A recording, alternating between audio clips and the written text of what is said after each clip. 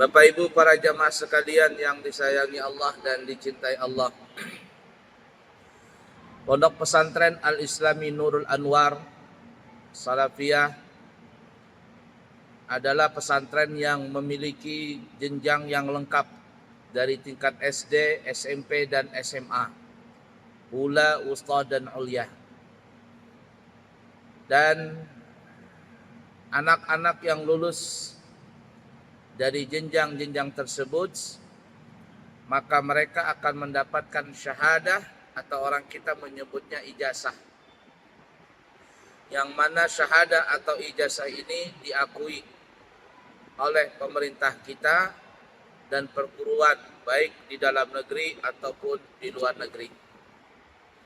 Oleh karenanya kami membuka pendaftaran untuk menerima santri baru ajaran 2026-2027. Dan siapa saja Bapak Ibu yang kepingin anaknya sekolah di pesantren kami, baik tingkat SD, SMP, dan SMA, kami terima dari umur 7 tahun. Kemudian selanjutnya insya Allah kami akan berangkat umrah di tanggal 30 Desember 2025 dan kembali insya Allah di tanggal 11 Januari 2026.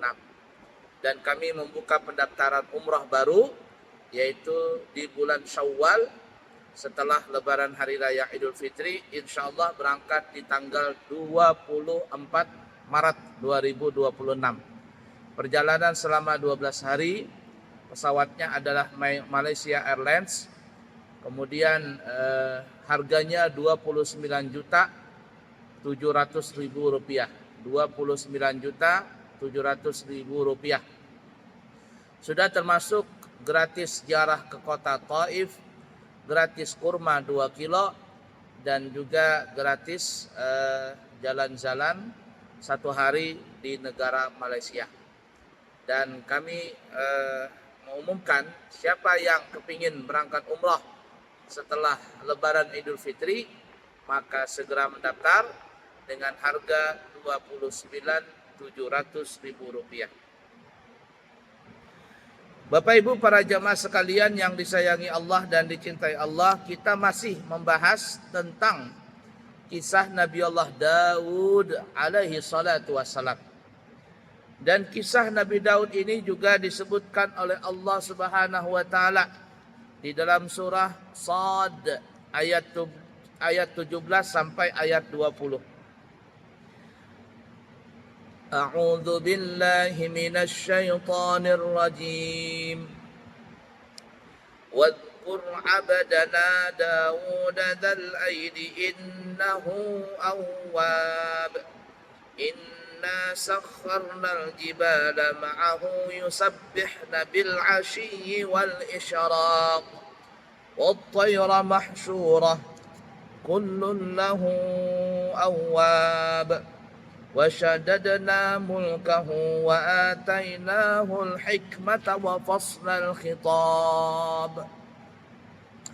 Dan ingatlah wahai Nabi Muhammad akan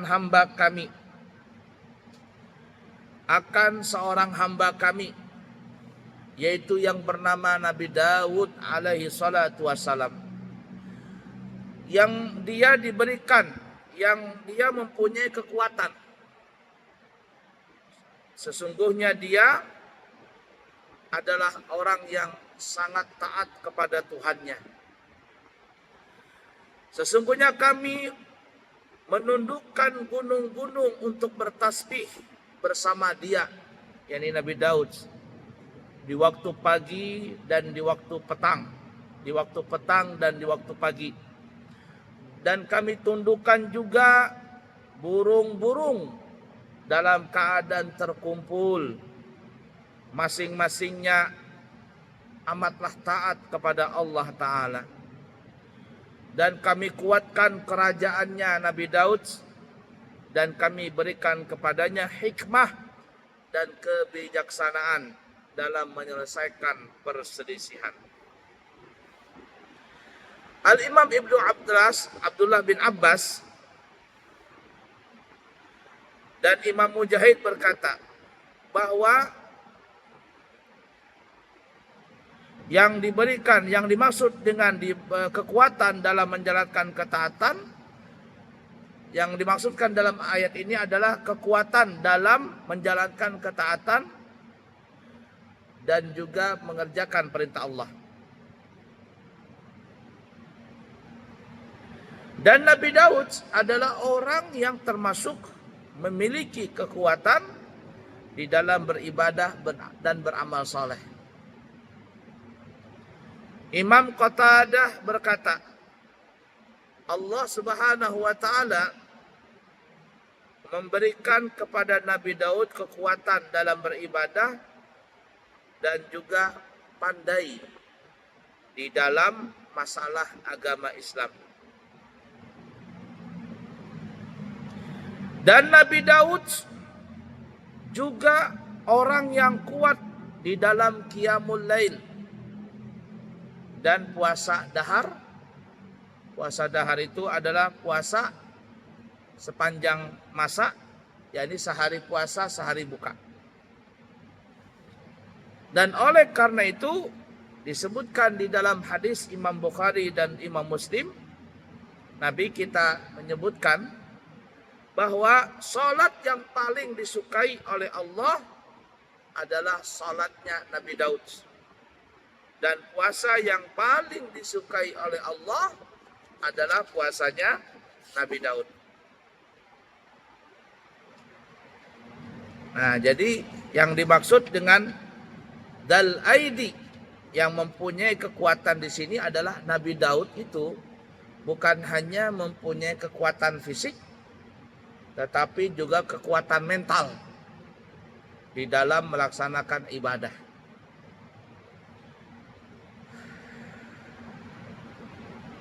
Dan sepakat para ulama kita di dalam mazhab Imam Syafi'i, puasa sunat, ya, afdhalus siyam siyamud Daud. Seafdalnya puasa adalah puasanya Nabi Daud. Bagaimana puasa Nabi Daud?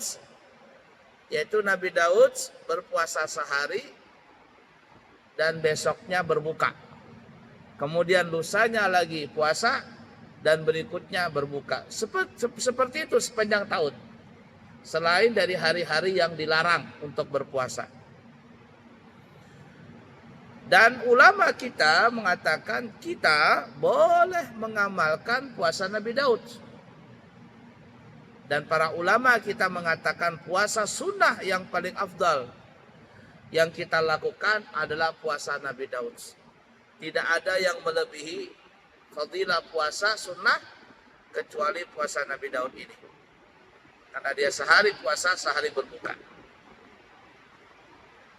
Apalagi kalau ditambah dengan hari-hari yang spesial di dalam Islam. Seperti puasa 8, 9 Dzulhijjah, Tarawiyah Arafah, atau puasa Asyura, Tasu'a, 9 dan 10 Muharram. Ini lebih afdal lagi digabungkan dengan puasa Nabi Daud.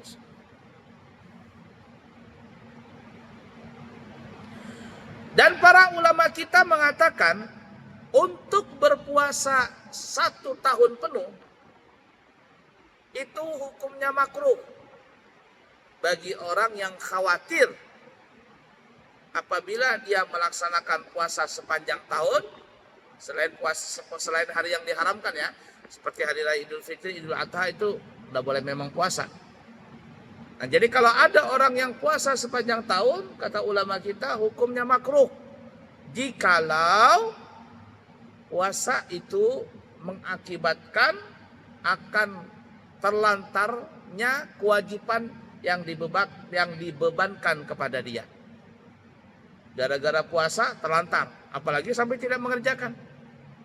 Umpama seorang suami diwajibkan untuk menafkahi anak istrinya, tetapi karena dia puasa setiap hari, lalu dia tidak bisa bekerja. Atau bekerja tetapi tidak maksimal. yang diperlukan di rumah tangganya umpama dalam sebulan itu memerlukan dana anak, istri dan sebagainya umpama 10 juta, nah dia cuma menghasilkan umpama 3 juta, 4 juta, yang di situ ada kekurangan. Apalagi kita hidup di Balikpapan ini kan serba mahal. Nah, jadi kalau puasa sepanjang tahun itu hukumnya makruh bagi orang yang bisa menelantarkan kewajibannya, apalagi tidak mengerjakan kewajiban yang Allah bebankan kepada dia.